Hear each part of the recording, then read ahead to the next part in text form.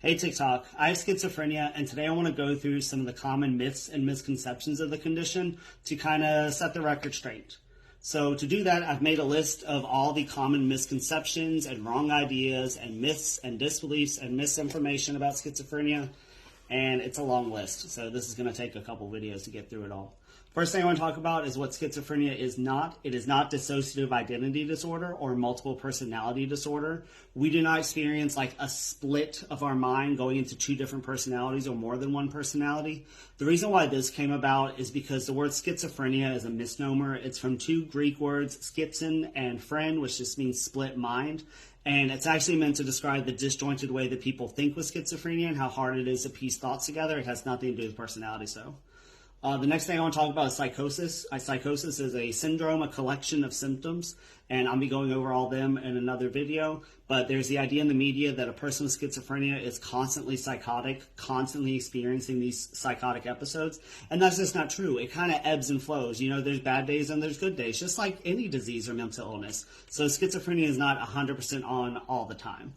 The next myth I want to talk about for sure is the belief that people with schizophrenia are inherently violent or dangerous, and that's just not true. In fact, more often than not, according to studies, a person with schizophrenia is much more likely to hurt themselves before they hurt anyone around them. The reason why this is happening, in my opinion, is because whenever something happens on the news, God forbid there's a tragedy where someone has killed someone, if the murderer has schizophrenia, you will only hear about the mental illness throughout the entire report, and you'll completely ignore the rest of the world that doesn't have any issues with that. I'm saying that schizophrenia is not the reason why that person snapped, or it more than likely is not. The next thing I want to talk about is being able to function and get along in day-to-day life. It's totally possible. Now, schizophrenia, like all mental illness, exists on a spectrum, so there's high-functioning and low-functioning individuals. So, yeah, there's some in-between there, but for the most part, if you're being medicated and treated effectively, you can live a regular everyday life. It's just a little bit different. But I finished a graduate degree while doing this. I bought a house, I bought a car, and I did all of it with psychosis. So other people can do it too.